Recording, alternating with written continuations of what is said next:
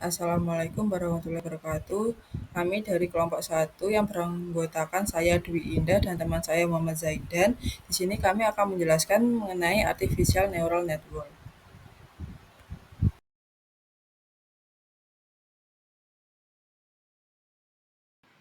Baik, selanjutnya adalah sejarah dari perkembangan ANN atau Artificial Neural Network. Yang pertama adalah pada tahun 1943 oleh McCulloch dan Pitts. Mereka membuat model neuron buatan pertama menggunakan logika matematika seperti NOT, OR, atau AND. Ini menginspirasi dasar dari komputasi otak. Dan pada tahun 1950 oleh Alan Turing, dia membuat Turing Machine menggunakan konsep machine intelligence, yaitu untuk menguji apakah mesin bisa berpikir. Kemudian pada 1958 oleh Frank Rosenblatt, dia memperkenalkan istilah perseptron, yaitu algoritma yang bisa belajar dari data. Algoritma ini diharapkan bisa belajar seperti otak manusia. Kemudian pada tahun 1969 oleh Minsky and Papert, ditunjukkan bahwa mereka menemukan bahwa perseptron tidak bisa memecahkan masalah XOR atau exclusive OR. Dari kritik ini muncullah periode AI winter atau stagnasi AI di mana tidak ada yang berkembang. Kemudian pada tahun 1986 yaitu era kebangkitan dari AI oleh Rummel Hardt, Hinton and Williams, mereka memperkenalkan konsep backpropagation. Itu dan juga itu yaitu memberikan bobot. Kemudian ada MLP yaitu multi-layer perceptron, dapat belajar dari pola yang kompleks, dan kemudian ANN jadi populer lagi. Kemudian pada tahun 1990-an riset untuk ANN berkembang seperti Hopfield Network, yaitu jaringan untuk penyimpanan pola dan optimasi, yaitu kemudian radial basis function, itu jaringan dengan fungsi radial untuk interpolarisasi dan klasifikasi. Kemudian ada self-organizing maps, yaitu visualisasi data dan untuk visualisasi dan clustering data. Dari riset ini dimulai dipakai untuk pengenalan pola dan optimisasi. Kemudian pada tahun 2000-an muncullah namanya deep learning. Dengan dukungan oleh GPU dan data yang banyak atau big data, munculnya CNN, RNN, dan varian lain dikembangkan untuk citra dan data sekuensial. Kemudian pada tahun 2010 ke atas, aplikasinya itu lebih meluas, seperti arsitektur deep learning lebih kompleks seperti ResNet, Transformers, dan GAN atau adversarial network. Kemudian ANN jadi tulang punggung AI modern seperti computer vision, deteksi wajah, self-driving car, NLP seperti natural language process seperti Google Translate, ChatGPT, assistant virtual. Dan era sekarang disebut sebagai deep learning revolution. Definisi Artificial Neural Network atau biasa disingkat ANN adalah sistem komputasi yang dirancang untuk meniru cara kerja otak manusia dalam memproses informasi. Sama seperti otak manusia yang memiliki jaringan neuron biologis. ANN terdiri dari kumpulan unit kecil yang disebut neuron buatan yang saling terhubung satu sama lain. Setiap neuron buatan ini berfungsi untuk menerima input, memprosesnya melalui bobot dan fungsi aktivasi, lalu menghasilkan output. Hubungan antara neuron membentuk suatu jaringan yang mampu belajar dari data, kemudian akan menghasilkan suatu keputusan atau prediksi. Dengan struktur tersebut, ANN mampu menyelesaikan tugas-tugas yang kompleks. Arsitektur dari ANN. Pada ANN ini terdapat 3 layer, yaitu input, hidden layer, dan output layer. Input layer berisi input neuron yang mengirimkan informasi ke hidden layer. Hidden layer memproses input dan mengirimkan output ke output layer. Output layer menghasilkan output atau keputusan. Selain itu, terdapat juga wake atau bobot, hubungan antar neuron atau node. Kemudian terdapat juga activation function, yaitu persamaan matematika untuk menghitung output ANN. Dan yang terakhir terdapat cost function, yaitu selisih antara hasil prediksi dan hasil sebenarnya atau bisa disebut sebagai error. Selanjutnya adalah cara kerja dari ANN. Yang pertama adalah data masuk ke input layer terlebih dahulu. Kemudian data ini dikalikan dengan bobot di setiap koneksi neuron. Kemudian hasil dari perkalian tersebut akan dijumlahkan lalu diproses oleh fungsi aktivasi di neuron. Fungsi aktivasi ini menentukan apakah sinyal dari neuron tersebut akan diteruskan ke neuron berikutnya atau tidak. Sinyal yang sudah diproses diteruskan ke satu neuron ke neuron lainnya hingga mencapai lapisan output. Kemudian, pada lapisan output, jaringan menghasilkan hasil prediksi atau keputusan. Setelah selesai menampilkan hasilnya, output tersebut akan dibandingkan dengan nilai yang seharusnya atau targetnya. Semakin kecil cost function, maka semakin baik hasil prediksi ANN. Untuk mengatasi hasil cost function yang besar, maka dilakukan backpropagation untuk mengurangi cost. Error dihitung mundur dari output ke hidden layer lalu ke input layer. ANN akan menyesuaikan bobot berdasarkan error tersebut. Kemudian setelah dilakukan backpropagation, yang selanjutnya dilakukan adalah update bobot. Bobot baru digunakan pada proses training berikutnya agar error berkurang. Proses ini dilakukan berkali-kali sampai ANN menghasilkan prediksi yang akurat. Baik, selanjutnya itu adalah tipe-tipe dari neural network.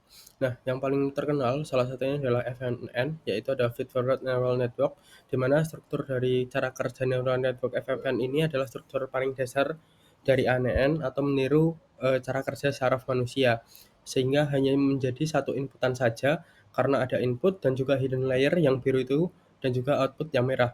Nah, karena mengarah ke satu alur saja, tidak ada loop atau memori yang mementingkan data aksepolnya. Sebagai contoh, apabila terjadi inputnya itu adalah nilai siswa dan juga hidden layer ini adalah sebuah guru dengan caranya sendiri mengkalkulasi nilai dari siswa dan outputnya adalah nilai akhir, maka cara proses kerja dari FNN tersebut tidak mementingkan nilai siswa sebelum ujian itu tadi ada berapa.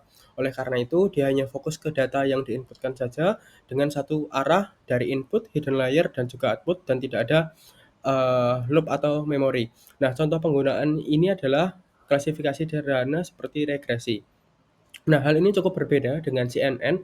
Kalau CNN ini lebih tepatnya sering banyak digunakan untuk menganalisa sebuah gambar, video, atau audio. Nah, sebagai contoh, cara kerja dari CNN itu tuh menjadi beberapa layer, salah satunya adalah convention layer, polling layer, dan juga fully connected layer. Nah, secara sederhana, sebagai contoh analoginya adalah menganalisa sebuah gambar. Dari convention layer, ibarat ada sebuah kaca pembesar yang ingin mengidentifikasi dari objek tersebut ini bentuknya seperti apa dengan menggunakan kaca pembesar.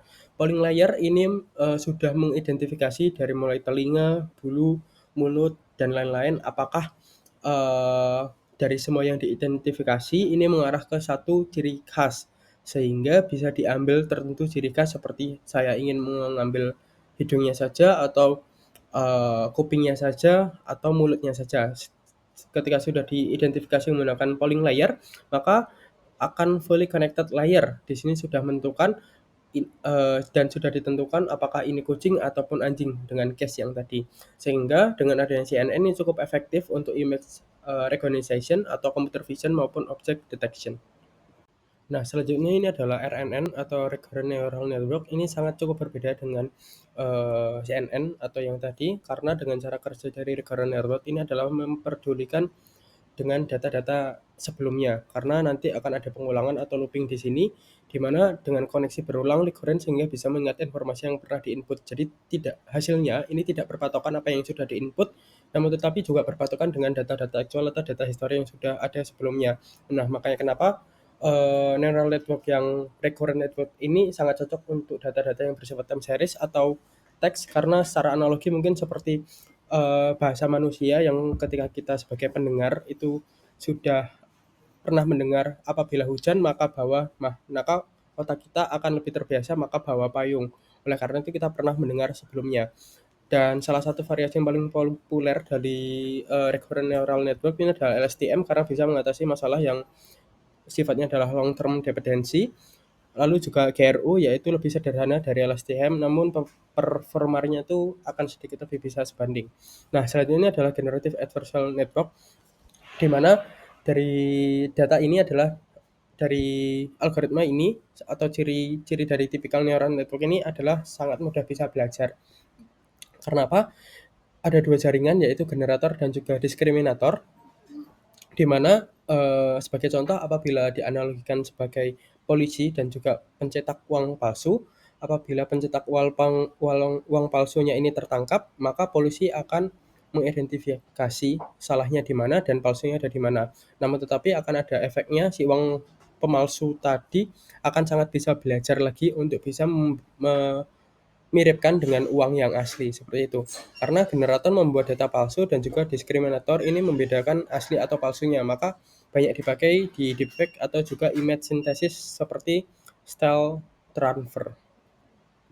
Baik, dan ini berikut kesimpulan dari perbedaan ANN, CNN, dan juga RN meliputi dari beberapa variabel seperti basic, struktur layout, data type, kompleksitasnya maupun penggunaannya akan seperti apa. Nah, cara kerja dari neural network itu pada umumnya sebagai skema berikut. Neural network ini berasal dengan cara menyesuaikan bobot atau weight atau beratnya dan bias pada setiap koneksi antar neuron atau saraf karena meniru gaya berpikir manusia yang outputnya ini dihasilkan untuk mendekati sebuah target atau label. Intinya input ini akan dihitung lalu dibandingkan dengan target dan juga error dan juga perbaikan apabila ada looping hubungannya gitu. Nah, diawali dengan forward propagation. Nah, ini data ini dimasukkan ke input layer dan juga diteruskan di hidden layer. Nah, ini akan dikalikan dengan bobot-bobot tertentu yang sudah ditentukan, lalu nanti akan dihitung, ditambah biasnya dan juga melewati lewat fungsi aktivasi sehingga akan dihitung errornya atau loss function sehingga bisa diprediksi dan juga dibandingkan dengan target sebelumnya. Nah, lalu masuk ke backward propagation apabila ada looping di bagian kiri seperti salah satu ciri khas di neural network itu tadi yang bisa belajar dari data-data sebelumnya. Nah, apabila sudah tidak ada, maka akan update bobotnya sesuai yang sudah dikalkulasi di hidden layer dengan setiap hubungan dari sistem neuron atau sarafnya. Nah, sehingga teknik learning ini yang biasa dipakai oleh supervised learning dan juga dikasih input plus label benar, contohnya seperti klasifikasi email dan juga spam. Unsupervised learning ini adalah tidak ada label, jaringan belajar bisa menemukan pola sendiri, contohnya ini sebagai clustering customer berdasarkan pola belanja. Habis itu adalah reinforcement learning, belajar lewat reward atau punishment, contohnya seperti robot berjalan dan juga AI main camp. Nah, selanjutnya adalah manfaat dari neural network. Ini aplikasi dalam dunia nyata. Salah satunya adalah computer vision yang biasa kita kenal ketika membuka sebuah HP. HP dengan teknologi terkini itu umumnya atau standarisasinya sudah menggunakan Face ID. Nah, salah satu teknologi yang digunakan di Face ID ini tuh menggunakan computer vision dengan pendekatan atau menggunakan neural network yang terutama CNN. Nah, CNN itu tadi itu tuh sangat bisa untuk mengenali sebuah gambar atau objek karena dengan adanya 3 proses itu tadi ya. Nah, dengan adanya ini, contoh aplikasinya itu adalah deteksi wajah di kamera dan juga sistem self-driving car atau mendeteksi adanya kaki atau lampu-lampu dengan mendeteksi sebuah gambar atau gerakan. Nah, selanjutnya adalah neural network processing atau NLP. Ini adalah contoh-contoh dari ChatGPT atau penerjemah otomatis. Karena dengan memahami atau menganalisa sebuah bahasa, neural network sangat cocok untuk di sini. Salah satu produknya ini adalah ChatGPT atau Siri maupun Alexa. Atau mungkin untuk dunia marketing dan juga branding, untuk analisis sentimen di media sosial, sekarang lagi rame-ramenya salah satu website yang menggunakan teknologi ini adalah nama aplikasi adalah Planks. Di mana website tersebut bisa menganalisis sentimen dan cara kerja dari user-user di sosial media ini menggunakan sentimen yang sedang ramai dan juga dianalisis menggunakan neural network processing atau NLP. Nah, yang paling rame itu ada di Jepang dan juga di Cina. maupun juga di Amerika. Salah satu produknya ini adalah Tesla Autopilot-nya menggunakan neural network, menggunakan CNN dan juga RNN. Karena CNN itu tersendiri sangat bisa dan sangat jago untuk bisa mendeteksi sebuah gambar, tulisan, objek atau tes sehingga bisa mengambil sebuah decision making atau mengambil sebuah keputusan untuk si pengemudi. Oleh karena itu adanya mobil otonom seperti Tesla sangat memungkinkan apabila menggunakan teknologi neural network. Karena akan ada input dan juga beberapa hidden layer sehingga outputnya ini akan sangat bagus memungkinkan untuk stroller atau steering wheel-nya. Seperti itu. Dan analisa gambar ini sebagai berikut sehingga bisa dari state information of remote control-nya ini vehicle-nya seperti apa dan juga si pengemudi informasinya ini akan seperti apa dan siapa. Sehingga neural network sangat bisa menganalisa sebuah gambar ke depan dan bisa menentukan keputusan untuk si pengemudi itu tadi.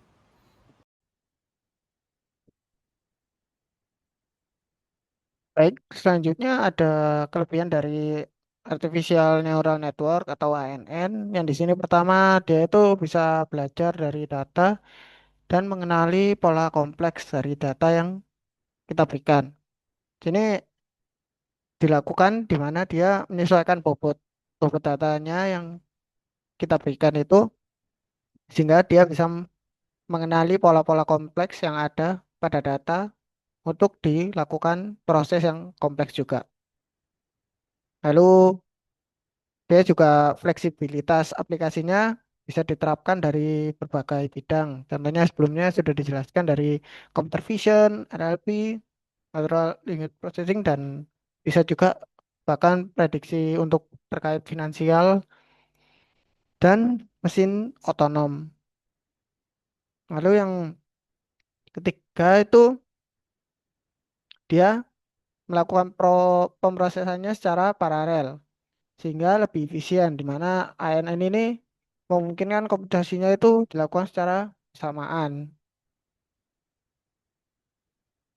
Lalu selanjutnya dia memiliki kemampuan untuk generalisasi yang di mana dia itu bisa membuat generalisasi atau prediksi pada dataset yang baru selama dia dilatih dengan data yang tepat. Lalu selanjutnya ada tahan terhadap noise, relatif tahan terhadap noise yang dimana ANN ini masih bisa tetap bekerja meskipun data yang diberikan atau dimiliki itu ada gangguan, anomali atau tidak sempurna seperti itu.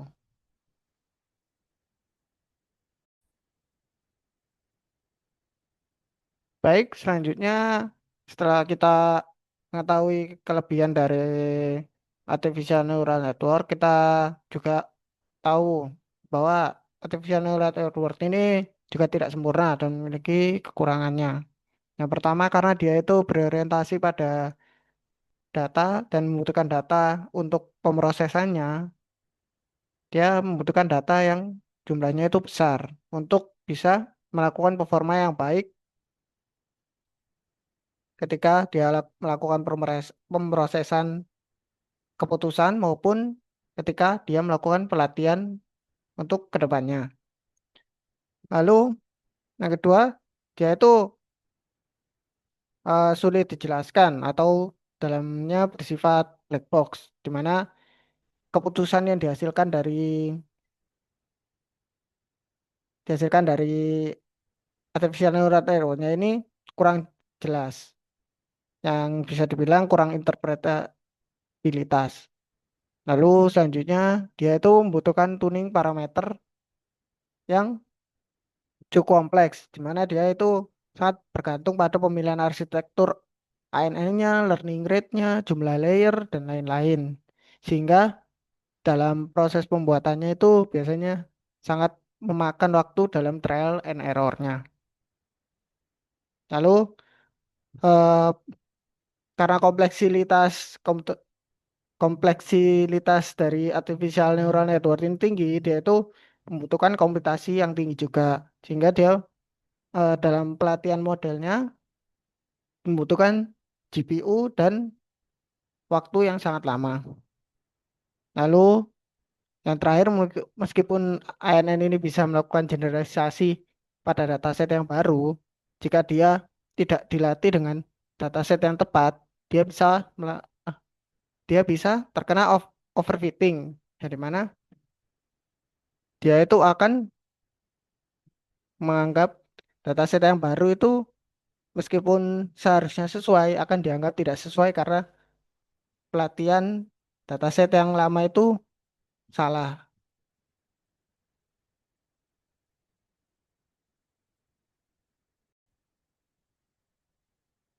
Jadi kesimpulannya, artificial neural network ini merupakan pendekatan komputasi yang meniru kerja otak manusia yang sangat efektif dalam menyelesaikan permasalahan kompleks. Terlepas dari batasan dan kekurangan yang dimiliki oleh ANN ini, ia sangat bermanfaat bila diterapkan dengan dataset yang memadai, didukung komputasi kuat, serta dilengkapi teknik regularisasi dan interpretabilitas yang memadai agar hasilnya optimal.